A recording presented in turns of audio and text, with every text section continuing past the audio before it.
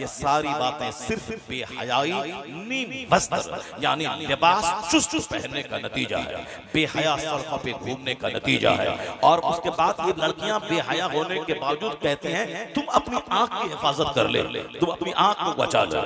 जालिम, जिसका जिसका जिसका जिसका जिसका जाविया हयात अलग है, मर्दों की ड्यूटीज अलग है। ऐसा कभी नहीं हो सकता कि मर्द औरत आपस में बराबर हो जाए। अगर बराबर होंगे तो एक काम करना होगा, शादी के बाद 1 साल औरत को बच्चा देना होगा और दूसरे साल मर्द को बच्चा देना होगा। 1 साल मर्द को बाहर में घर में खाना बनाना होगा और 1 साल औरत को बनाना होगा।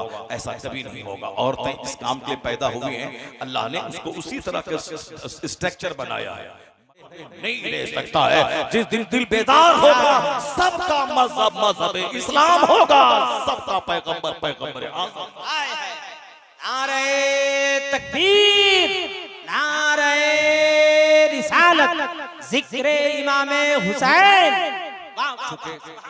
कारोबार नफरतों का चल रहा है, कारोबार नफरत का हो रहा है। नफरत की बात, दुश्मनी की बात, अदावत की बात, और फिर आंख में नफरत का चश्मा लगा के देखा जाता है। वरना जिस तरह का उसका रंग है, जिस तरह की उसकी मोछ है, जिस तरह का उसके सर का टीका है, जिस तरह उसका बदन है, देखने को जी चाहता है। और ये चला है पैगंबर आजम की शान में गुस्ताखी करने, ये चला है पैगंबर आजम के खिलाफ जबान खोलने, ये चला है पैगंबर मजहब इस्लाम के खिलाफ बोलने। कभी वो अपना चेहरा आईना में देख ले, उसको अपनी औकात समझ में आ जाएगी। इसे नफरत का कारोबार बंद कर दे। मजहब इस्लाम उस आंधी का नाम है जिसके सामने 1400 साल के अंदर में कोई आंधी नहीं टिकी है। मैं आपको बताऊंगा कि हुसैन आजम किस सरमाए का नाम है, हुसैन आजम हमारी किस पूंजी का नाम है, हुसैन आजम किस प्रकाश के भंडार का नाम है, हुसैन आजम किस एनर्जी के ट्रेजर खजाने का नाम है। हुसैन आजम ने सब कुछ लूटा के हमें क्या दिया है? यही दिया है जिस वक्त सारा हौसला जवाब दे जाए, उस वक्त एक नारा हुसैन का ऐसा लगता है कि 90 साल के बूढ़े को 18 साल का जवान बना दिया। इसलिए हम हुसैन आजम का नारा, हुसैन आजम को भूल नहीं पाए, हुसैन आजम को क़यामत तक नहीं भूल पाएंगे। उसका नारा सब हर ज़बान पे हुसैन का नारा, मस्जिदों के मेंबर पे है हुसैन, जुमा के खुतबे में है हुसैन, ईदैन के किताब में है हुसैन, दरसगाहों के सलाम में है हुसैन, नमाज़े पंजगाना में अत्तहियात के बाद दुरूद में है हुसैन, दरसगाहों में है हुसैन, सीरत के जलसों में है हुसैन, हमारे घर की बैठक में है हुसैन, यहाँ तक कि अमेरिका के व्हाइट हाउस में है हुसैन। इस बार वहां के व्हाइट हाउस के जो बाइडन ने हुसैन की शान में जो खिरात पेश किया पढ़ने के काबिल है। हिंदुस्तान के मोदी जी ने पार्लियामेंट से जो कुछ कहा कि हुसैन की लड़ाई जुल्म के खिलाफ इंसाफ की जंग थी, वो इंसाफ के अलमबरदार थे। उन्होंने जुल्म के खिलाफ वो टकरा गए, जुल्म के खिलाफ टकरा गए। आज हुसैन हमारे लिए एक प्रतीक का नाम है। बिहार के मुख्यमंत्री जी ने क्या कहा? हुसैन आजम हमारे लिए मॉडल और प्रतीक का नाम है।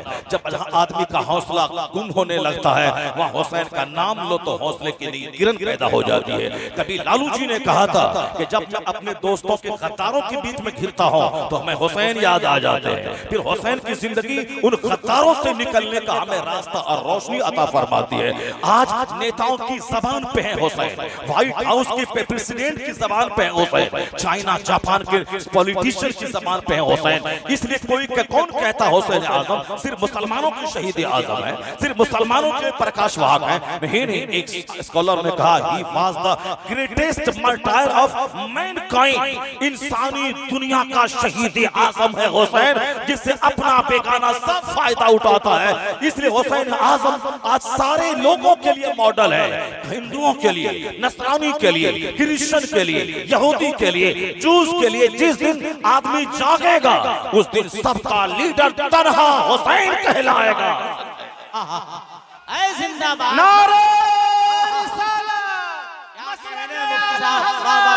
जिक्र शहादत कॉन्फ्रेंस, मुफ्ती शहरयार खान साहब, नारे तकबीर। हुसैन आजम हमसे हमारी अमाद पूंजी नहीं है। हुसैन आजम इंसानियत की पूंजी का नाम, हुसैन आजम मानवता की पूंजी का नाम, हुसैन आजम कायनात के शहीद आजम का नाम है, ग्रेटेस्ट मार्टायर ऑफ मैनकाइंड, इंसानी दुनिया का शहीद आजम। अब इंसानी दुनिया का शहीद आजम उसने क्यों कहा? वो अपने हिसाब से मुताला करते और समझते हैं। वो कहते हैं कि आदमी वो नहीं है जो हर हाल में समझौता कर ले। नहीं नहीं, ये तो एक कमजोरों की कहानी है कि अगर सामने गोंडा आए तो गोंडा बन जाए, डकैत आए तो डकैत बन जाए, सामने कोई बुजदिल आए तो बुजदिल बन जाए, कोई बहादुर आए तो बहादुर बन जाए। नहीं नहीं, ये तो साहिब अजीमत इंसान का काम नहीं है, हिम्मतवर इंसान का काम नहीं है कि वो डकैत आए तो हाँ मैं हाँ, चोर आए तो हाँ मैं हाँ, जालिम आए तो हाँ मैं हाँ, ज़िनाकार आए तो हाँ मैं हाँ। जैसे आजकल गांव समाज के कुछ लोगों की कहानी बन गई है। समाज में जिसके पास ताकत है, जिसके पास बल है, जिसके पास दौलत है, उसके पास 2 4 10 लोगों की टीम तैयार हो जाती है। रोजाना 10 बार सलाम ठोकना है। उसको मालूम है कि ये शराबी है, मालूम है कि ये ज़िनाकार है, मालूम है कि हराम की दौलत इसके पास है, मालूम है कि इसके पास दीन नहीं है। उसके बावजूद डर के मारे लोग उनको सलाम लाते हैं।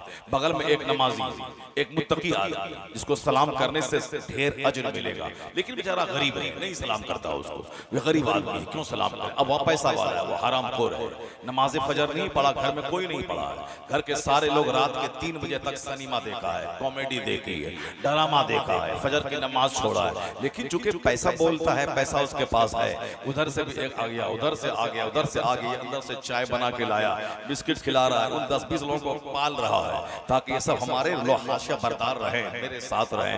बेचारा नेक मुत्तकी परहेजगार रात भर तहज्जुद पढ़ के दरवाजे पर बैठा है, कौन सलाम करेगा?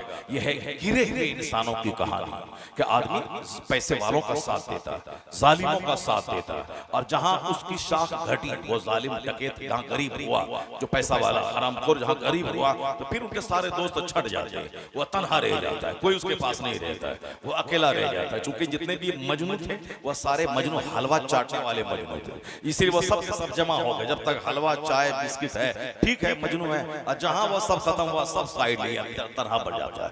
इसीलिए सबसे बड़ा बदनसीब जालिम होता है। क्यों? इसलिए कि जब वो संकट में घिरता है तो कोई उसका मददगार नहीं होता है, मुसीबत में घिरता है तो कोई उसका साथ देने वाला उस जालिम का नहीं होता है। तो अब समाज में ऐसे लोग हैं जो उनको, हमारे पास एक पैंट शर्ट पहने हुआ आदमी खड़ा है, अब उनका रिश्तेदार है या उनको काम है कर्जा लेना है, तो सामने वाला आदमी जानता है कि मौलाना है, चेहरे पे दाढ़ी है, नमाजी है, उसके बावजूद वो मुझको सलाम नहीं करता है। वह सलाम उसको करता है जो आदमी नमाज पढ़ता ही नहीं है, गुनाह कबीरा और हराम करता है, मगर चूंकि उनसे उनको पैसा लेना है या उनसे उनका कुछ काम है या उनका वो रिश्तेदार और दोस्त है, इसलिए वो उनको सलाम करता है। क़यामत की निशानी है कि आखिर जमाने में जान पहचान वालों तक सलाम महदूद होकर रह जाएगा, क्योंकि आखिर जमाने में सड़े हुए लोग दुनिया में रह जाएंगे। हुजूर का फरमान है, आखिर जमाने में जैसे टोकरी में खजूर रहती है, लोग अच्छी अच्छी खजूर निकाले, पेंदे में रद्दी खजूर बच गई, उसी तरह अच्छे अच्छे लोग दुनिया से चले जाएंगे और रद्दी किस्म के लोग दुनिया में बच जाएंगे, सड़े हुए लोग। आम का मौसम खत्म हुआ, औरतें सब आम लाती हैं बाग से, थोक मार्केट से, और बेचती हैं, तो लोग चुन चुन के लेते हैं आम, और उसका रद्दी किस्म का आम पेंदे में बच जाता है। तो दुनिया जब आखिर पीरियड में पहुंचेगी, जैसे अभी हम लोग आखिरी पीरियड में पहुंचे, अब कयामत ही आएगी, बचपन, जवानी, बुढ़ापा, बुढ़ापे के बाद कोई स्टेज नहीं है, ये दुनिया का आखिरी स्टेज है, जिस आखिरी स्टेज में शराब आम हो जाएगी, जिस आखिरी स्टेज में ज़िनाकारी आम हो जाएगी, जो हुजूर ने फरमाया। आखिरी स्टेज में आलिम दुनिया से धीरे धीरे उठा लिए जाएंगे, कोई इल्म वाला नहीं बचेगा, सिर्फ इल्म की शक्ल रहेगी, यानी दाढ़ी, टोपी, पंजाबी जुब्बा, और जो अहले इल्म होंगे चले जाएंगे, उसकी जगह कोई दूसरा नहीं रहेगा। गौसे आजम की जगह कोई दूसरा गौसे आजम नहीं हुआ, आला हजरत की जगह कोई दूसरा आला हजरत नहीं हुआ, मुफ्ती आजम हिंद की जगह कोई दूसरा मुफ्ती आजम हिंद नहीं हुआ, ताजुल शरिया की जगह कोई ताजुल शरिया नहीं हुआ, नहीं हुआ। जो चले गए, अच्छा आलिम चले गए, अब उसकी जगह कोई दूसरा नहीं, बस खोखले किस्म के लोग रह जाएंगे। वो जिसकी जबान से फितना पैदा होगा, वो साहब जिसकी वजह से मजहब इस्लाम के कानून जख्मी होंगे, जो अब फराइज व वाजिबात की शान अपने कैरेक्टर और किरदार से घटा देगा, यानी वो जाहिलों की तरह बात करेगा, वो खुद नहीं जानेगा और आलिम बनना चाहेगा, खुद गलत फतवा बताएगा, गुमराह होगा, कौम गुमराह होगी। इस तरीके से दुनिया में हंगामा बपा हो जाएगा, शराब, ज़िना, कत्ल आम हो जाएगा और धीरे धीरे उसकी तरफ दुनिया बढ़ती चली जाएगी। बेहयाई आम हो जाएगी आखिरी पीरियड में, यहाँ तक कि इतनी बेहयाई होगी, पहले तो सर से दुपट्टा हटेगा, फिर चुस्त लिबास आएगा, जो पर्दे की चीज है, जो वो पर्दे की चीज आया हो जाएगी। उसके बाद क्या मर्द और औरत में जब हया खत्म हो जाएगा तो रास्ता चलते चौक चौराहे पे ज़नाकारी होगी, हाथ पकड़ना, हाथ पे सर पे हाथ डाल के चलना और फिर चुमा चाटी करना, फिर उसके बाद कुत्ता और कुतिया की तरह चौक पे, चौराहे पे, ट्रेन पे, प्लेन पे, कार पे ज़िना करना, कोई बोलने वाला नहीं रह जाएगा। जैसे आज चुस्त जीन्स और टी शर्ट पहन के जवान लड़कियां अपने अपने सीने की साख्त को जाहिर करके चलती है, कोई बोलने वाला नहीं, चलो चलता है, फैशन है। हवाई जहाज पे जाके देखें, निगाहें झुक जाएंगी, यहाँ तक चड्डी पहन के औरतें सफर कर रही है, मर्द उसके बाजू में है, पैंट, शर्ट, जूता, मोजा, सॉक्स और शूज पहन के है मर्द, सॉक्स भी, शूज भी, और फिर यहाँ तक बटन लगा के, सीने में बटन लगा के, टाई लगा के। जो मर्द अगर सिर्फ लुंगी पहन के रहता, कोई भड़कने वाली चीज नहीं थी, क्योंकि मर्द के जिस्म में ऐसी कुछ नहीं है कि साहब उससे कुछ दूसरों को गलत मैसेज जाए। सिर्फ नाफ से लेकर घुटने तक वो लुंगी पहन के रखे और सिर्फ पूरा बदन खुला रहे, कोई हरकत पैदा होने वाली नहीं है। मगर उसके बावजूद ये यहाँ बटन लगाया हुआ है, टाई पहने हुआ है और यहाँ बटन लगाया हुआ है, अब वहाँ शूज और साथ, और जिनके बदन अंग अंग में अजनबी के लिए एक आजमाइश होती है, एक फितना होता है, जिससे समाज में आग लग सकती है, आदमी दरिंदा और भेड़िया हो सकता है। आदमी जानने के बावजूद के ज़िनाकार को फांसी की सजा हो गई, फिर भी हिंदुस्तान में आए दिन गैंग रेप की खबरें छप रही, जबकि उसे मालूम है कि निर्भया के साथ जो रेप हुआ था दिल्ली में, और उन 5 को सजा हुई, सूली पे लटका दिया गया, और उसके बावजूद डेली रेप की घटनाएं, कहीं कोई दारोगा आता है, कहीं कोई हाकिम आता है, कहीं कोई स्कूल का टीचर आता है, डेली, यानी उस फांसी के फंदे पे लटकाए जाने से ये दरिंदे, ये कुत्तों ने सबक हासिल नहीं किया कि कहीं मैं भी फांसी पे लटक जाऊं, मेरा दामाद है, मेरी बेटी है, मेरा नवासा है, मेरा पोता है, ये क्या बोलेगा? नहीं, वो 70 साल का बुढ़ा रेप में पकड़ा जाता है। आपने देखा नहीं कितनी कहानी रोजाना हिंदुस्तान में आ रही है, कभी आशाराम की कहानी, कभी गुरमीत सिंह राम पंजाब वाले की कहानी, कभी साहब वो शंकराचार्य की कहानी। उसके बावजूद इन्हें शर्म नहीं आती कि मदरसे पे अटैक करता है, मदरसे के आलिमों पे अटैक करता है, दाढ़ी वाले नमाजी पे अटैक करता है। जरा अपना गरीबान झांक के देख ले कि वहां की क्या कहानी है और मस्जिदों की क्या कहानी है, वहां की क्या कहानी है, मदरसों की क्या कहानी है, वहां की क्या कहानी है, हमारे उलमा की क्या कहानी है। अगर इनका चेहरा, इनका पाकिस्तान किरदार वो देख ले तो कभी वो इस्लाम के खिलाफ ज़बान नहीं खोलेगा। जो उसके मजहब का गुरु घंटाल होता है, 80 साल के बुढ़ापे में भी ज़िनाकारी में लपत होता है, शर्म अगर होती, हया होती तो कभी वो इस्लाम के खिलाफ ज़बान नहीं खोलता, वो अपने गुरु के खिलाफ बोलता, वो अपनी तहरीर के खिलाफ बोलता। इसलिए कि शर्म और हया, गैरत सब खत्म हो जाती है जब आदमी का ज़मीर मुर्दा हो जाता है। 80 साल का बुढ़ा इस तरह के रेप के केस में पड़ता है। ये सारी बातें सिर्फ बेहयाई, नीम वस्त्र यानी लिबास चुस्त पहनने का नतीजा है, बेहया सड़कों पे घूमने का नतीजा है। और उसके बाद ये लड़कियां बेहया होने के बावजूद कहती हैं तुम अपनी आंख की हिफाजत कर ले, तुम अपनी आंख को बचा लो। जालिम, जिसका जाविया हयात अलग है, मर्दों की ड्यूटीज अलग है।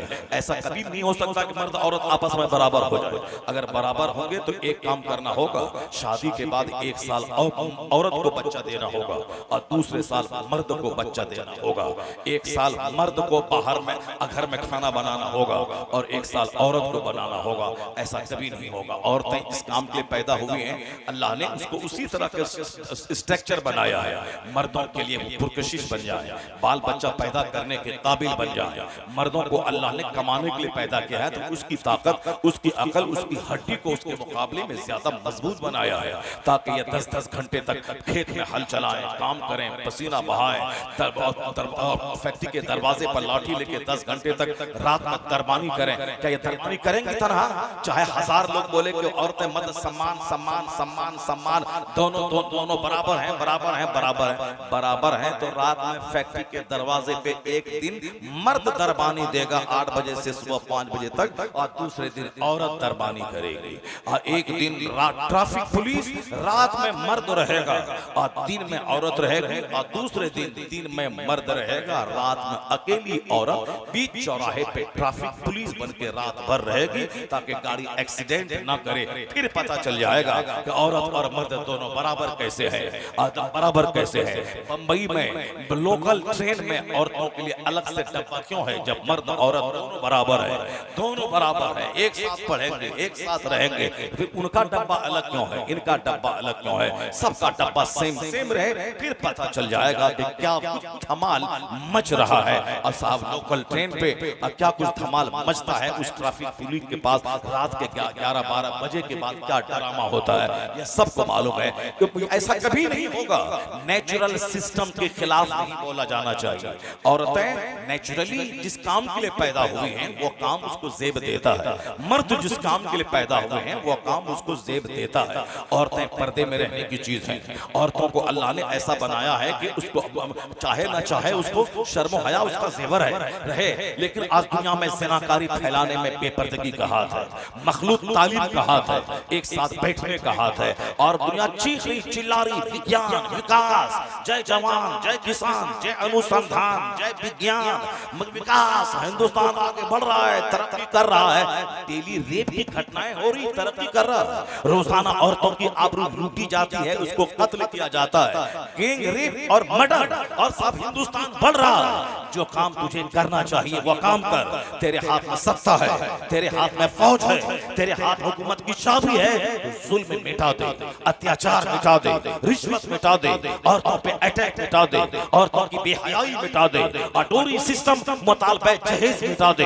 बेशुमार लड़कियां हैं जो घर में पड़ी हुई हैं, शादी नहीं होती, उसके बाप के पास पैसे नहीं है, दिन गुजरते चले गए, 8 साल 10 साल होने को जा रहे हैं। अगर बहुत ज्यादा ताकत है और कुछ भी लालच नहीं है, न बीवी है न बच्चा है न कुछ नहीं करना है, सिर्फ देश की सेवा करना है, एक सेवा यही तो कर ले कि पूरी हिंदुस्तान से मुतालबा जहेज को हटा दे, शादी को सिंपल बना दे। जो भी अपनी बेटी की शादी में कार्ड छपाएगा और साफ टेंट लगाएगा और 1000 बाराती को खिलाएगा, जो 50 गाड़ी लेके बारात जाएगा उसको सीधे जेल में डाल दिया जाएगा। और जो मुतालबा जहेज करेगा, फर्नीचर मांगेगा, गाड़ी मांगेगा, सब घड़ी मांगेगा, उसको सीधे जेल में डाला जाएगा। 3 तलाक वाले को जेल में डाला जाएगा, जबकि जो घटना ही कम होती है, मगर सिर्फ सस्ता काम करना है। सस्ता काम करने में कुछ मेहनत नहीं लगती, और जहेज को उखाड़ने में मेहनत लगेगी, शराब उखाड़ने में मेहनत लगेगी, ज़िनाकारी मिटाने में मेहनत लगेगी। तो मेहनत वाला काम, गरीबी मिटाने में मेहनत लगेगी, महंगाई खत्म करने में मेहनत लगेगी, और वो उसके बस की चीज नहीं है। इसलिए जो सस्ता काम है वही करना है। सस्ता काम है थाली पिटवाना, वो काम कर देना है, उसमें कुछ पैसा कौड़ी कुछ नहीं लगना है। अब बोल दो अंधभक्त करने लगेंगे। और सस्ता काम है हर घर में तिरंगा झंडा लहराना,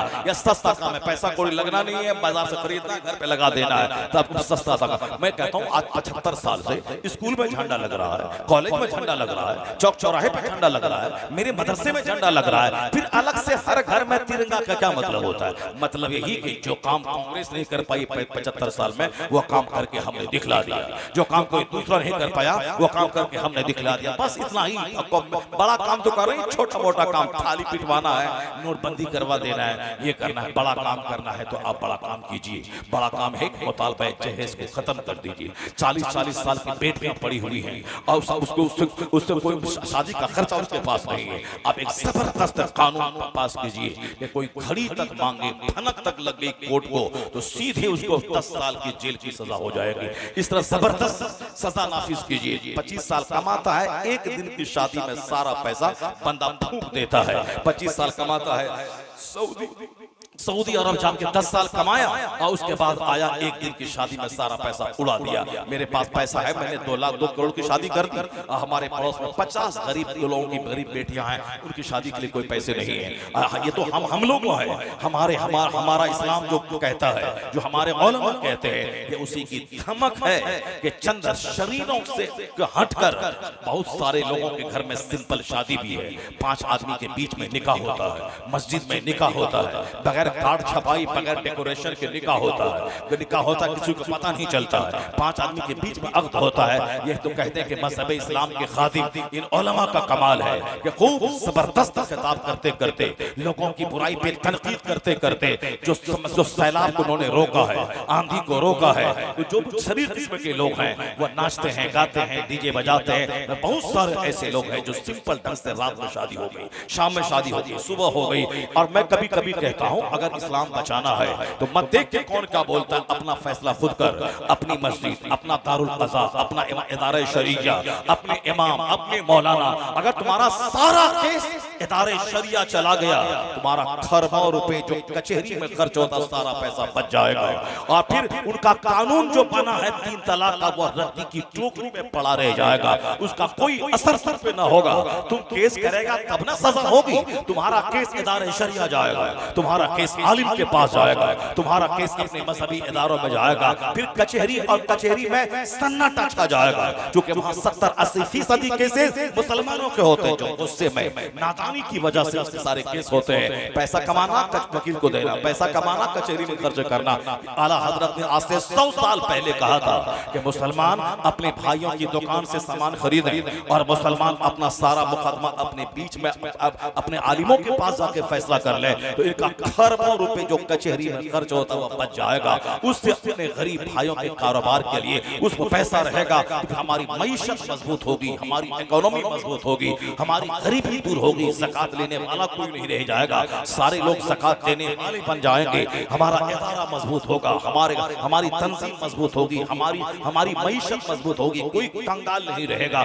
तो आला हजरत ने 100 साल पहले कहा था शादी कम खर्च वाली होनी चाहिए, मगर नागौर वाले ने ध्यान दिया, अब वहां 5 आदमी के बीच में निकाह हो रहा है, 500 लोग भी आ जाए कोई मुतालबा नहीं, कोई शरबत पी के निकाह हो गया, खाने पीने का कोई डिमांड। अब पैसा बचता है, जलसा होता है, आलिम बुलाए जाते हैं, मस्जिद में एसी लगती है, मदरसों में एसी लग रही है, मेडिकल कॉलेज, ITI कॉलेज, साहब चार्टर्ड अकाउंट बनाने के लिए साहब ट्यूशन है, IAS ऑफिसर बनाने के लिए UPSC के लिए ट्रेनिंग के लिए ट्यूशन सेंटर है, और के लिए अलग, मर्दों के लिए अलग। पैसे जब बचेंगे तो क्या होगा, फलाह हो बहबूद के डिपार्टमेंट काम होगा। अब और वो जब बासनी में ऐसा हो सकता है, जब साहब नागौर में ऐसा हो सकता है, तो क्यों नहीं होगा। ये इन लोगों के बस की चीज नहीं है। कोई गृह मंत्री इसको रोक नहीं पाएगा, कोई प्रधानमंत्री इस मुतालबे जहेज को रोक नहीं पाएगा। जिस दिन उलमा रंग में आ जाए, मस्जिदों में खिताब, जलसे में खिताब, हमेशा खिताब हो, तो जाहिर सी बात है दिल ही तो है, जब बार बार मजहब की बात सुनेगा तो पसीज जाएगा, नर्म हो जाएगा। इस ताल्लुक से मैं ये कहता हूँ, आप कहते मैं मर्द हूँ, मैं शौहर हूँ, मैं हाकिम हूँ। कैसे तुम हाकिम हो? हाकिम तो वो होता है जो दूसरों की खिदमत करता है, हाकिम वो होता है जो दूसरों को सम्मान देता है। अगर आप शौहर नामदार हाकिम है तो कैसा हाकिम? हाथ में घड़ी आपकी बीवी के बाप ने दिया है, और साहब गिलास में पानी पीते वो गिलास बीवी लाई है बाप के यहाँ से, और साहब जो जूता पहने हैं वो जूता भी बीवी का बाप दिया है, और जिस अपाची पे चल रहे हैं वो आपको उस गरीब औरत बीवी का बाप दिया है, जमीन बेच के दिया है कि चंदा करके दिया है। तो अपाची लड़की की और आप बोलते मैं सरदार हूँ, घड़ी लड़की के बाप की आप बोलते हैं मैं सरदार हूँ, सोफा पे बैठे आप बोलते हैं मैं सरदार हूँ, और जिस पलंग पे बैठ के बीवी के साथ आप मस्ती करते हैं वो पलंग भी बेचारी गरीब औरत के बाप ने दिया है, और आप बोलते हैं मैं सरदार हूँ। और साहब गेट का पर्दा, table cloth, fridge, washing machine जिसमें कपड़ा धोया जाता है वो गरीब लड़की लाई, और आप बोलते हैं मैं सरदार हूँ। ये कौन सी सरदारी है? ये फ्रिज उसका, साहब एसी उसकी, कूलर उसका, फैन उसका, पापोश उसका, टेबल क्लॉथ उसका, फर्नीचर उसका, गिलास उसका, प्याली उसकी, प्लेट उसकी, ग्राइंडर उसकी, किचन का सारा सामान उसका। फिर तुम कौन सरदार है? तुम सरदार कहलाने के काबिल है नहीं है, तुम कंगाल कहलाने के काबिल है। तू औरतों का गुलाम है, तो सारा सामान औरत के बाप ने तुझको दिया है, तो सरदार के भी कहलाने के काबिल नहीं रहना।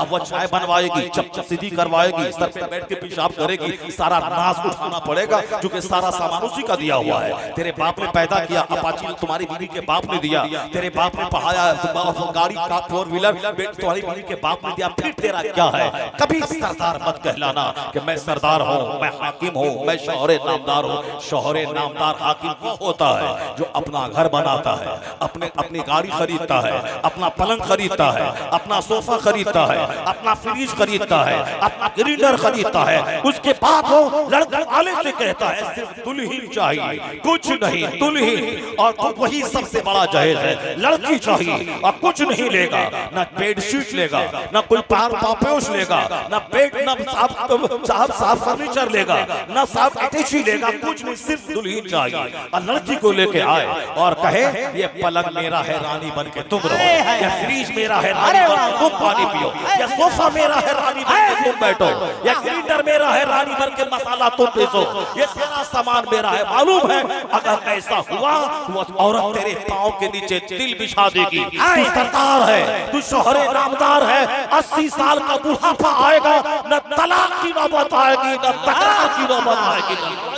जिंदाबाद, नारे तकबीर, नारे रिसालत, इस्लाहे मुआशरा, जिक्रे हुसैन कॉन्फ्रेंस, हजरत अल्लामा मुफ्ती शहरयार खान साहब क़िबला।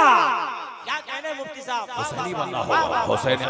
हुसैन आजम अजीमत वाले मॉडल का नाम है। जबरदस्त फैसला लेना होगा। ये सारी कमजोरी, माल की कमजोरी, दूसरों की गुलामी और सुन्नत रसूल के खिलाफ जिंदगी, इन सारी चीजों से बचना होगा, परहेज करना होगा, जबरदस्त फैसला लेना होगा। नहीं करना ऐसा, सुन्नत के खिलाफ नहीं चलना है, शरीयत के खिलाफ नहीं चलना है, चाहे उसके लिए कुछ भी हो जाए, कितने दिन तक उसका सामान काम आएगा। लेकिन हमने अगर उसूल के साथ सिर्फ दुल्हन लाया और कुछ नहीं लाया, सारी जिंदगी, मैं जब ससुराल जाऊंगा तो ससुराल के लोग बोलेंगे दामाद आया है, बाबू आया है, सरदार आया है, मेरी बेटी का शौहरे नामदार आया है। और अगर तुमने जमीन बेचवा के गाड़ी खरीद ली और उसी गाड़ी से ससुराल गया तो पहले ही बोलेगा अस्सलाम वालेकुम, सैल्यूट करेगा और रसमलाई खिलाएगा, अंदर से बोलेगा भिखारी भिखमंगा, गाड़ी मेरी, कपड़ा मेरा, जूता मेरा, घड़ी मेरी, रुमाल मेरा, सारा सामान मेरा, बेटी मेरी। और ये भिखमंगा सिर्फ बाप पैदा किया है, अब बाकी सारा ऐश मेरे सामान से कर रहा है।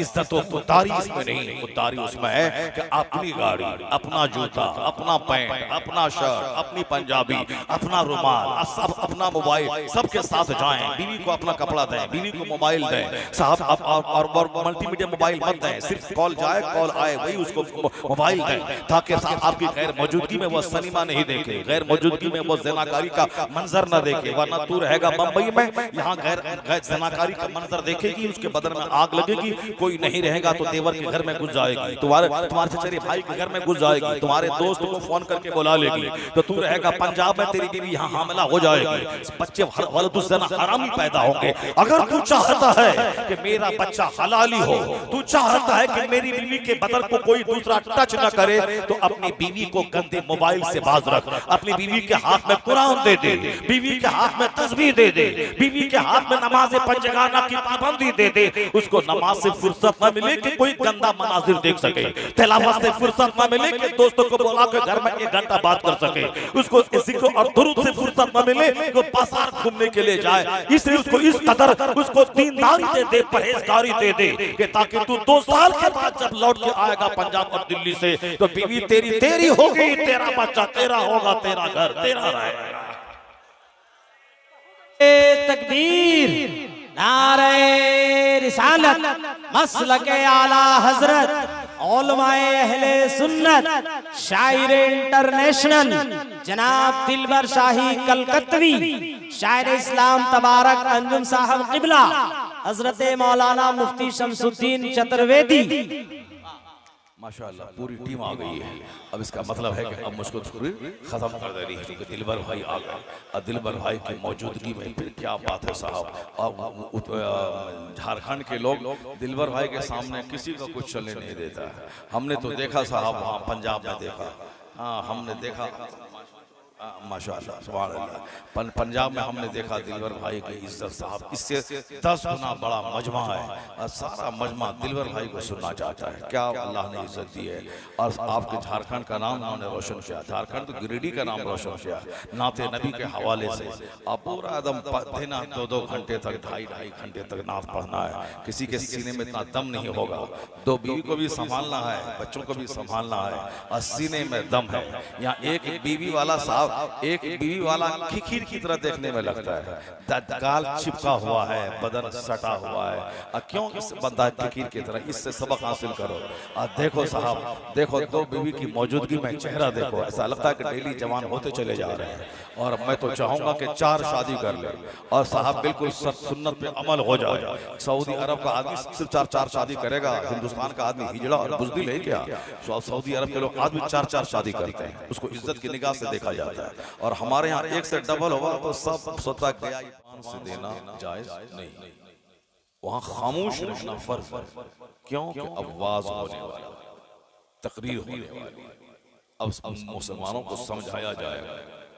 उसी खुतबे के एहतराम में अज़ान सानी का जवाब ज़बान से नहीं देना, अंगूठा भी नहीं छूना, हुजूर का नाम सुनकर उसको किसी को इशारा करके चुप रहने के लिए भी नहीं कहना है, क्योंकि सब पर खामोश रहना फर्ज है। ये एहतराम है वाज़ का, ये एहतराम है दीनी गुफ्तगू का।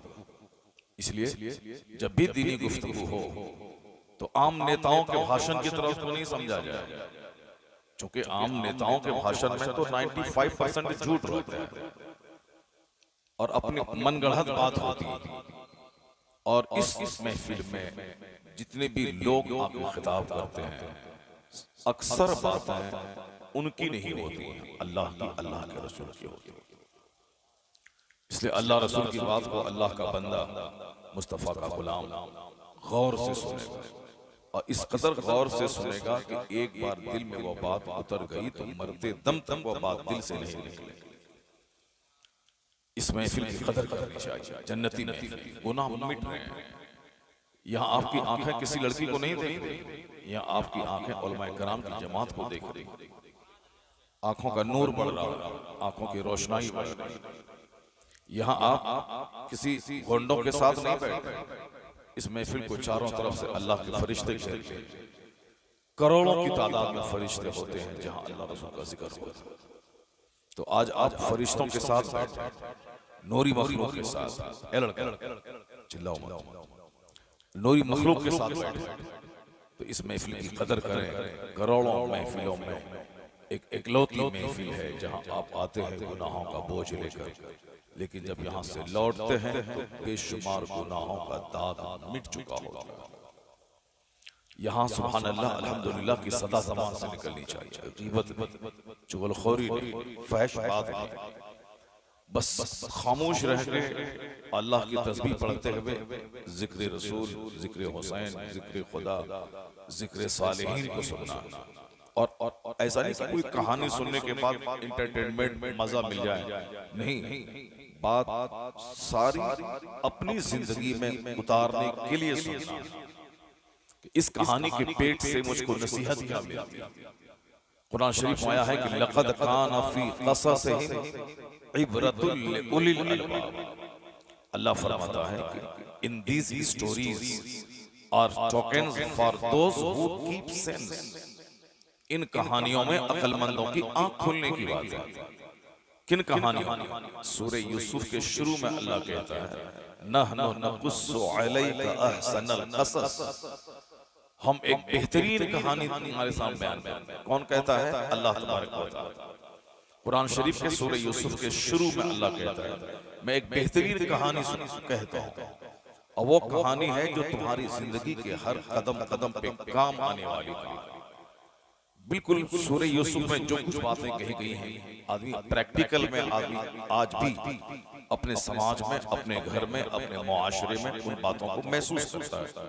तो अल्लाह ने क्या कहा? बेहतरीन कहानी कहता है। और जब कहानी पूरी बयान हो गई तो आखिर में अल्लाह कहता है इन कहानियों में तेरी आंख खुलने की बात है, तेरे लिए इबरत का सामान है, तेरे लिए नसीहत का भंडार है, तेरे लिए वास और नसीहत का खजाना इसमें है। उससे तुम जिंदगी में रोशनी हासिल करो। एक अच्छा बाप, एक अच्छा बेटा, एक अच्छा भाई, एक अच्छी बहन, एक अच्छी बीवी, एक अच्छा पड़ोसी, एक अच्छा रिश्तेदार बन के दुनिया में जिंदा रहे। उसके लिए मार्गदर्शन चाहिए, उसके लिए गाइडलाइंस चाहिए कि हम कैसे जिए कि एक अच्छा बाप कहलाए, हम कैसे जिए कि एक अच्छा भाई कहलाए, हम कैसे जिए कि एक अच्छा शौहर कहलाए। वैसे तो करोड़ों लोग पैदा होते हैं, करोड़ों लोग मर जाते हैं, कोई किसी को अपने लिए मॉडल नहीं मानता, लेकिन जो एक कामयाब जिंदगी गुजारता है वही दूसरों के लिए मॉडल हो जाता है। अब कामयाब जिंदगी गुजारने के लिए उसूल पसंद जिंदगी गुजारनी पड़ती है। इस उसूल से हट के नहीं जिया, इसी ज़ाविया और इसी दायरे में जिंदगी गुजारी जो उसके लिए। अब एक उसूल पसंद जिंदगी गुजारने के लिए मुसीबतों का सामना करना पड़ता है, नफ्स की मुखालफत करनी पड़ती है, गलत बातों के खिलाफ उसे कभी कभी गुस्से में आना पड़ता है, और कभी अपने गुस्से को पी करके दूसरों के पांवों के नीचे दिल बिछाना पड़ता है। एक अच्छी जिंदगी गुजारने के लिए इस दुनिया में बहुत कुछ सहना पड़ता है, वरना लोग कुत्ते की तरह मरते हैं सड़कों पे, जैसे कुत्ता मरता है सड़क पे बेसहारा, कोई पुरसाने हाल नहीं होता।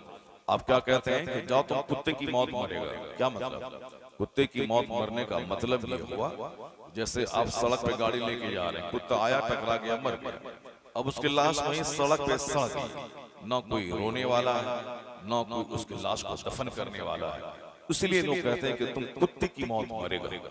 जिनका कोई अपना मकसद ना हो, जिसका अपनी जिंदगी की कोई गर्ज ना हो, हम क्यों पैदा हो गए, क्यों हम वो जिंदा रह रहे हैं, वो कुत्ते की मौत मरता है। कोई उसकी जिंदगी पे आंसू बहाने वाला नहीं होता।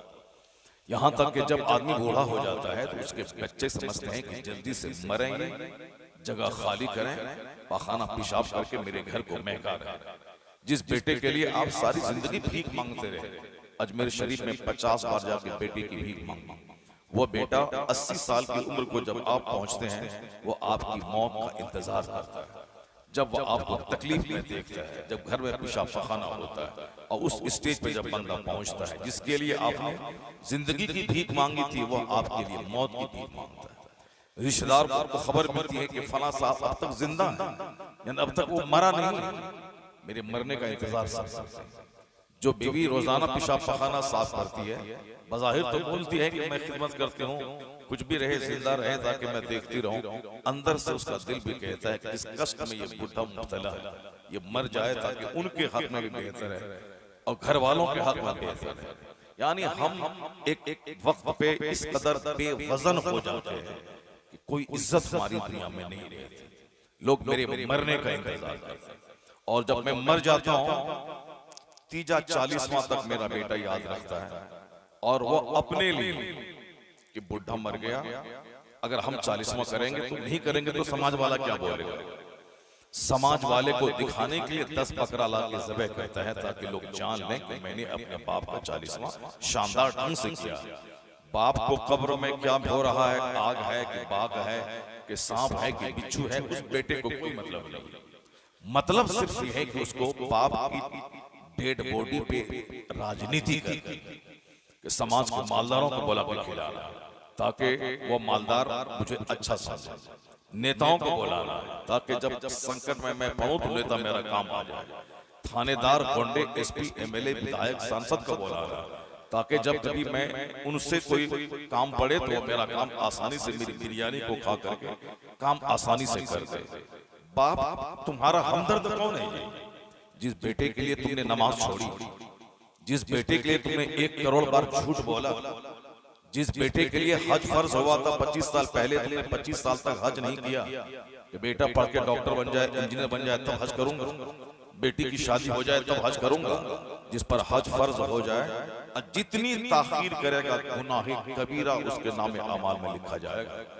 गुनाह कबीरा का मतलब होता है बड़ा गुनाह, जैसे शराब पीना, ज़िना करना, झूठ बोलना, गीबत करना, यह है बड़ा बड़ा गुनाह। कत्ल करना, सूद खाना, माँ बाप को सताना, ये सब बड़े गुनाह। और बड़ा गुनाह किसी नेकी से माफ नहीं होता है, बड़ा गुनाह सिर्फ सच्ची तौबा से माफ होता है, वो भी अल्लाह फजल फरमा दे तो माफ होता है। बड़ा गुनाह हज फर्ज हुआ 25 साल पहले, अगले साल 5 साल के बाद, 10 साल के बाद, इस घर बनाने के बाद, वो प्लॉट खरीदने के बाद, इस बेटी की शादी के बाद, उस बेटी के बाद, इसी बीच में इसका जनाजा निकल के मर गया, चला गया, हज फर्ज लेकर रह गया ना, हज नहीं कर पाया, और लंबा गुनाह हुआ। तो जिस बच्चे के लिए तुमने इतना गुनाह किया, वो बच्चा 40वां के बाद भूल जाता है कि मेरा बाप कोई था। जिस बच्चे के लिए मैंने नमाज छोड़ी, एक वक्त की नमाज छोड़ना हराम और गुनाह कबीरा। एक वक्त की नमाज छोड़ना, जैसे 5 वक्त की नमाज है, जवान होने के बाद फर्ज है। लड़का हो या लड़की 15 साल में जवान माना जाता है शरीयत की ज़बान में।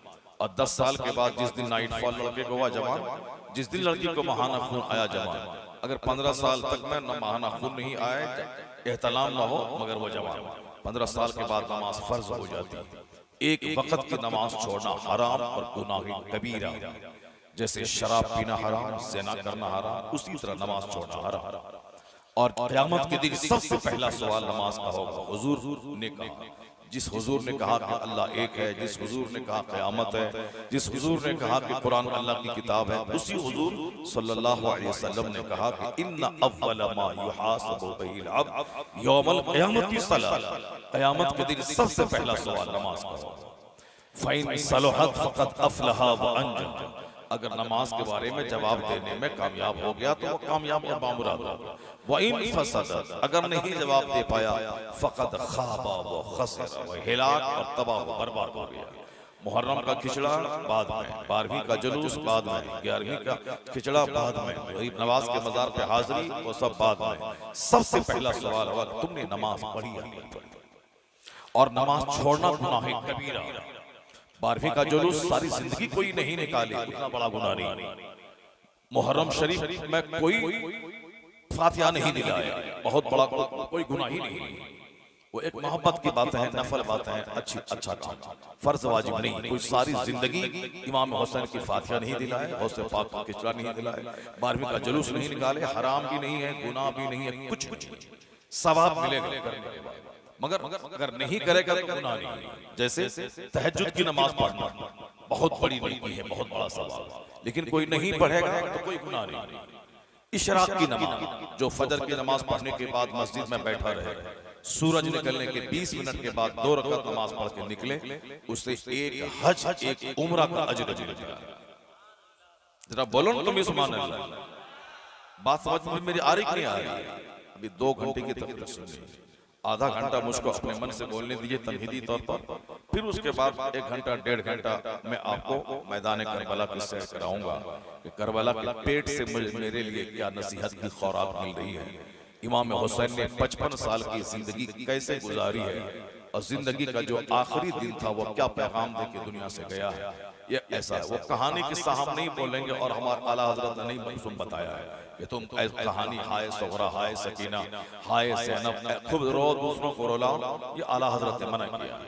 रोने की कहानी नहीं है करबला की, करबला की कहानी है नाज करने की कहानी है, ताकि सारी दुनिया को मैं बता दूं मुसीबतों के हुजूम में उसूल पसंद कैसा होता है, जालिमों के नरगे में ईमान कैसे बचाया जाता है, अपना सारा कुंबा लूटा के अपना ज़मीर और अपना हाथ कैसे बचाया जाता है। किसी को सीखना हो तो वो मेरे बहादुर इमाम हुसैन की जिंदगी से सीखे। तो हुसैन आज़म की कहानी बहादुर, शुजाअत और बहादुरी की कहानी, हुसैन आज़म की कहानी वो हक परस्त के लिए एक मॉडल है। इमाम हुसैन की कहानी शुजाअत की कहानी, शहीद आज़म शहादत उज़्मा की कहानी, मुसीबतों में सब्र का दामन न छूटे उस बड़े आइडियल की कहानी, इस्लाम को सब कुछ लुटा के कैसे बचाया जाता है उस बहुत बड़े दाई, बहुत बड़े मुस्लिह और बहुत बड़े इस्लाम के खादिम की कहानी। हुजूर ने कहा कि मेरा ये बेटा जन्नती नौजवान का सरदार है। अगर हुजूर इतना कहा, हम लोगों ने मान लिया इमाम हुसैन जन्नती नौजवान के सरदार है। हुजूर ने कहा, हमने मान लिया जन्नती नौजवान के सरदार।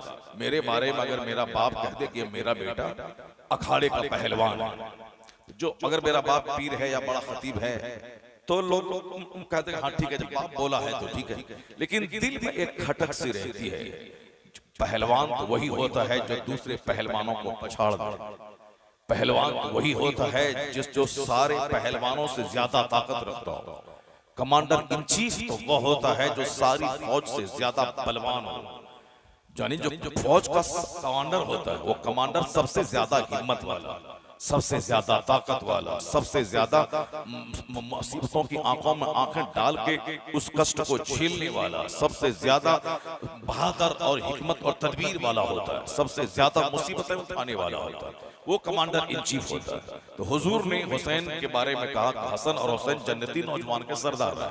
तो हम लोगों ने मान लिया कि जन्नती नौजवान के सरदार, लेकिन दिमाग में तो एक बात आएगी, नाना की जन्नत है और नाना ने अपने बेटे को जन्नती नौजवान का सरदार बना दिया, मगर सरदारी की कोई बात तो नहीं है। जैसे अगर कहते हैं कि साहब ये मेरा बेटा मुफ्ती आज़म हिंद है, तो आप लोग मान लें कि भाई बाप बोला है, ठीक है, बाप का अदब करते हुए हम बोलते हैं कि मुफ्ती है, लेकिन मुफ्ती पता कब चलेगा कि मुफ्ती है? जब ये दरसगाह में पढ़ाए, जब ये सारे आलिमों से ज्यादा इल्म रखे, तब ना दिल इत्मीनान हुआ कि हाँ साहब ये सारे आलिमों का सरदार है। यहाँ तो फारसी की पहली भी नहीं पढ़ाना जानता है और सरदार बाप ने बना दिया है, तो लोग क्या कहेंगे, चलो बड़ा बाप का बड़ा बेटा है, सरदार बन गया। हुजूर जन्नत के मालिक हैं, हुजूर ने कह दिया कि हुसैन जन्नत नौजवानों के सरदार है, हम लोग मुस्तफा के गुलाम हैं, हुजूर ने कहा सरदार हैं, हमने मान लिया। लेकिन एक बात तो दुनिया के दिमाग में आएगी, सरदारी का कोई कमाल तो देखा नहीं, बस हुजूर ने कहा है मान लिया। सरदार का कमाल तो देखा नहीं कि सरदार सबसे ज्यादा बलवान हो, सरदार सबसे ज्यादा ताकतवर हो, सरदार जो करोड़ों आदमी जो काम ना कर सके वो काम वो करे तो वो सरदार कहलाता है। सरदार ऐसे नहीं कहलाता है कि वो बैठा रहता है, सरदार वो होता है जो तमाम फौज से ज्यादा ताकतवर होता है। जहां सबकी ताकत जवाब दे जाए, वहां सरदार की ताकत सबों को अपनी तरफ खींच के फतह के करीब पहुंचा देती है। ग़ज़वा हुनैन में आक़ाए दो जहां ग़ज़वा हुनैन में सरकारे दो जहां सलाम के पास एक जबरदस्त फौज थी।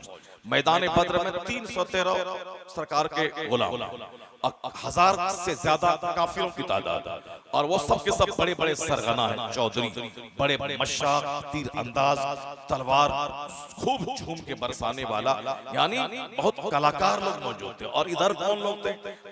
मक्के के मुहाजिर, ये लोग तो थे मशाक तलवार चलाने वाले, लेकिन मदीने के अनुसार खेती बाड़ी करने वाला, वो क्या जाने कि तीर कैसे चलाया जाता है, कैसे दुश्मनों पे हाथ लगा के हमला किया जाता है, कैसे दुश्मनों का वार बचा के उस पर अटैक किया जाता है।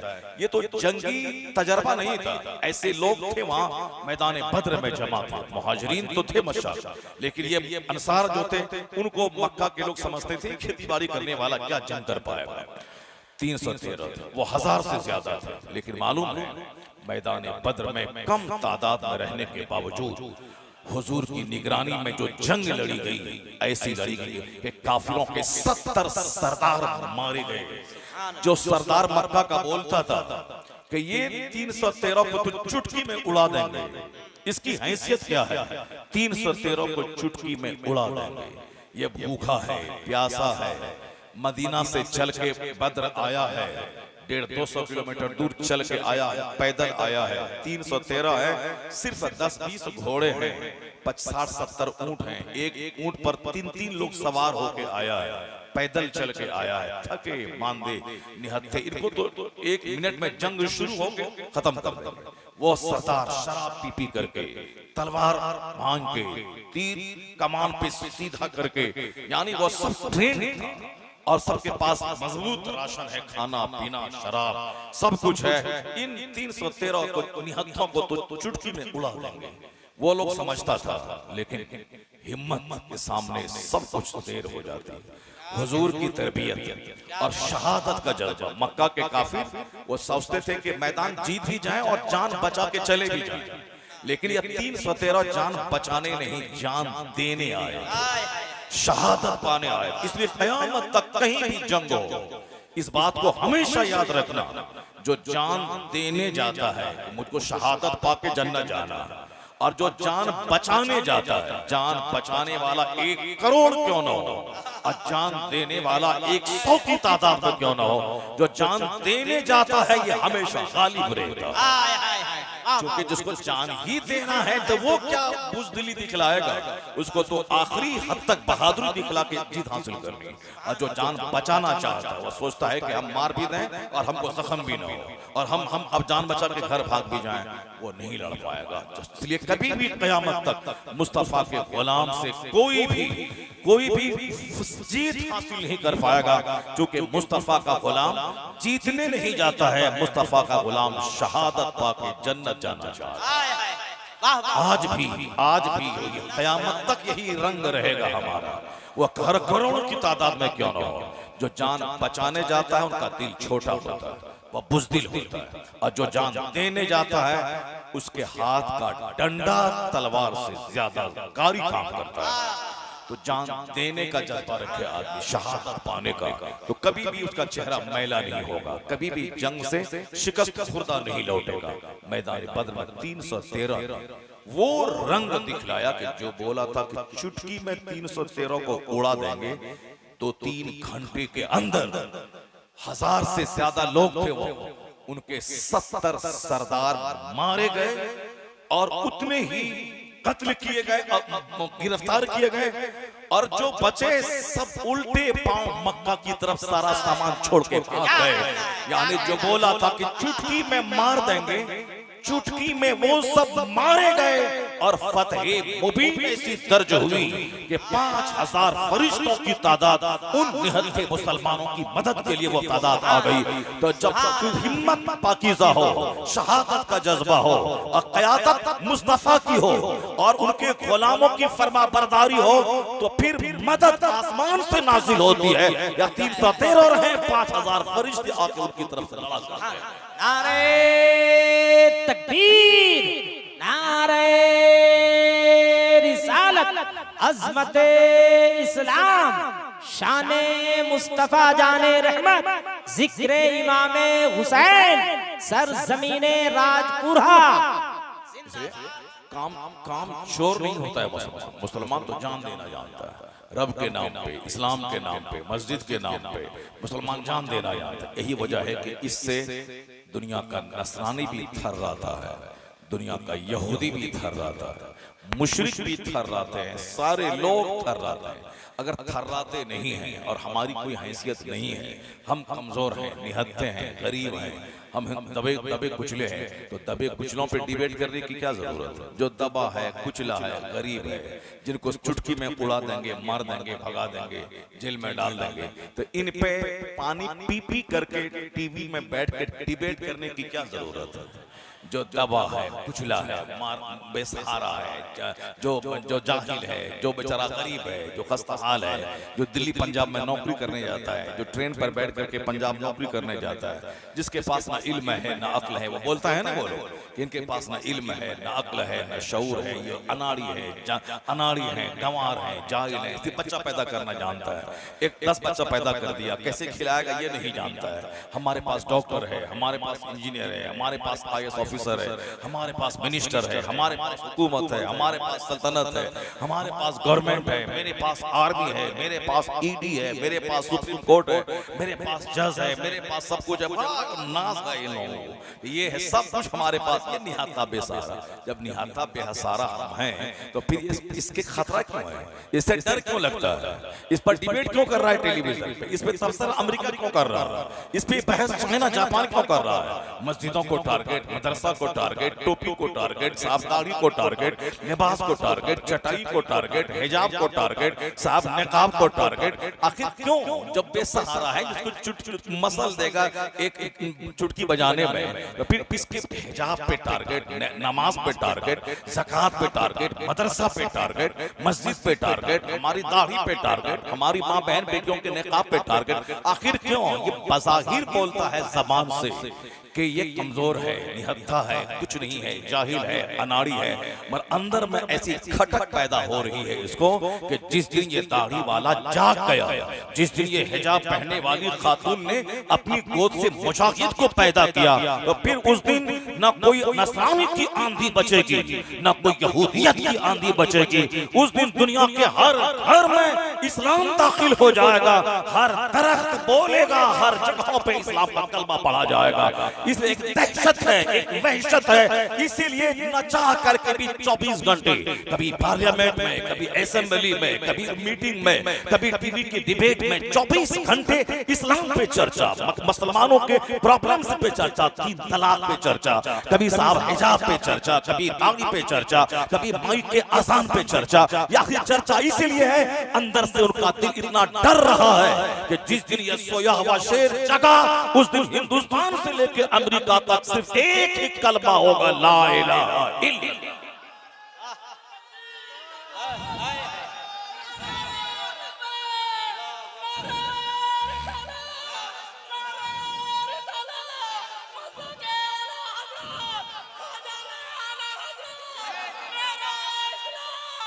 क्योंकि वो जानता है उनके पास, इनके पास कुछ हो या ना हो, मुसलमानों के पास कुछ रहे या नहीं, ये गरीब है, इनके पास मिट्टी की दीवार है, इनके पास घास वाला मकान है, इनके पास देहातों में घर है, इनके पास कुछ नहीं है, ये सब कुछ है, मगर उनके दिल में ये बात है कि इनके पास कुछ नहीं है। इनके पास हुसैन की कहानी है, इनके पास शहीद आजम है, इनके पास मैदान करबला इनके लिए मॉडल है। जो मैदान करबला में 82 अफराद ने 22,000 के मुकाबले में जो डट कर उन्होंने इस्लाम की तारीख लिखी है, यही इसके लिए हौसला बख्श कहानी है कि जब भी ये करोड़ों में खिरता है तो हुसैन को याद करता है, वो हम अली को याद करता है, और जो काम करोड़ों गन और बंदूक से ना निकल पाए, वो एक अली और हुसैन का नारा वो काम अंजाम करके दिखला देता है। इसलिए हुसैन के नाम से उसे डर लगता है, मौला अली के नाम से उसे डर लगता है, मेरे सजदों से डर लगता है, मेरे निकाब और मेरी माँ बहनों के हिजाब से डर लगता है, मेरे कानूनी ज़कात से डर लगता है। वो हज का कानून पूरी दुनिया के 200 से ज़ायद ममालिक की सारी चहार दीवारी को तोड़कर एक प्लेटफॉर्म पे मैदान अरफात में जब मुसलमान जमा होते हैं, वहाँ Angrezi, French, Latin, Dutch, Hindi, Asamiya, Gujarati, Marathi कुछ नहीं, सबकी जबान पे एक नारा होता है, लब्बैक अल्लाहुम्मा लब्बैक, लब्बैक ला शरीक लक लब्बैक, इन्नल हम्द व निअमत लक वल मुल्क ला शरीक लक। जबान कुछ भी हो मगर वहाँ नारा एक होता है। चाहे वो लिबास अमेरिका में पैंट शर्ट पहने, हिंदुस्तान में लुंगी पंजाबी पहने, चाइना जापान में पतलून पहने, कुछ भी पहने, मगर वहाँ एक ही लिबास में बगैर सिली हुई चादर, बगैर सिली हुई लुंगी में अमरीकी भी, जापानी भी, चीनी भी, हिंदुस्तानी भी, पाकिस्तानी भी, बांग्लादेशी भी, एक प्लेटफॉर्म, एक लिबास, एक नारा, खुला हुआ सर, पूरी दुनिया के लोगों की आंख फटी की फटी रह जाती है। हम एक खानदान को एक नहीं कर पाते हैं, हम 50 गांव के लोगों को एक प्लेटफॉर्म पे नहीं ला पाते हैं, हम अपने मुल्क के लोगों को एक प्लेटफॉर्म पे नहीं ला पाते हैं। हजार प्रचार करें, प्रसार करें, कहीं रंग के नाम पे जंग, कहीं बिरादरी के नाम पे जंग, कहीं खानदान के नाम पे जंग, कहीं डिस्ट्रिक्ट वाइज जंग, कहीं स्टेट वाइज जंग, कहीं मुल्क की जंग, लेकिन ये कौन सा है बगैर एडवर्टीजमेंट के, बगैर प्रचार के, या 200 से ज्यादा ममालिक के 50 लाख के करीब लोग मैदान अरफात में जमा हो गए, और सबका रंग अलग है, सबकी जबान अलग है, सबका मुल्क अलग है, मगर वहां आपस में भाई भाई की तरह एक मैदान में जब जमा हो गए, एक लिबास, एक नारा। दुनिया के लोग दंग रहते हैं कि अगर ये सैलाब मैदान अरफात से निकला तो दुनिया के इख्तलाफात की दीवारों को बहा ले जाएगा, हर जगह पे वही नजर आएगा। तो है किसी के पास हज का जवाब, है किसी के पास रोजे का जवाब, है किसी के पास ज़कात का जवाब। इसलिए आज अगर वो दुश्मनी का चश्मा आंख में लगाता है, इसलिए बोलता है कि सूरज नहीं है, बोलता है खूबसूरत लड़की को बोलता है ये बदसूरत है, वो चश्मा जिस दिन नफरत का उतार के फेंक दे, उस दिन मालूम है का इनकलाब पैदा होगा। मस्जिद में जिस दिन वो घुस के देख लेगा दीवार की सादगी, मेहराब की सादगी, मेंबर की सादगी, मस्जिद की सादगी, नमाजों का सिस्टम, जब वो अपनी इबादत गाहों में जाता है तो आधा जिस्म जानवर का, आधा जिस्म इंसान का, और कहीं सींग है तो कहीं साहब तुम है, और कहीं साहब तुम है तो कहीं कुछ है, देखने में डर लगता है, और कहीं साहब कुछ है तो कहीं कुछ है, चेहरा बिगड़ा हुआ, साहब करो दीवार बिगड़े हुए, वहां नफरत पैदा होती है। लेकिन जब वही आदमी मस्जिदों में घुस जाए, वहां जब वो खुशबूदार माहौल को देखता है, लिबास की सादगी, सरों की टोपियों का हुस्न, दीवार का हुस्न, मेहराब का हुस्न, सजदे का हुस्न, क़याम का हुस्न, खिताब का हुस्न, अगर उसके सीने में अगर कुछ भी जमीन जिंदा है, अगर तो औरतों के हिजाब का हुस्न, निकाब का हुस्न, हज का हुस्न, रमजान के इफ्तार का हुस्न, सहरी का हुस्न, तरावी का हुस्न, ज़कात का हुस्न, सदक़े फित्र का हुस्न, 1 लाख का बकरा, उसका गोश्त गरीबों में, मिस्कीनों में, दोस्तों में, अगर इस इशारा कुर्बानी का हुस्न अगर यह देख ले, अगर जमीन जिंदा है तो वह बगैर कलमा पढ़े हुए नहीं ले सकता है।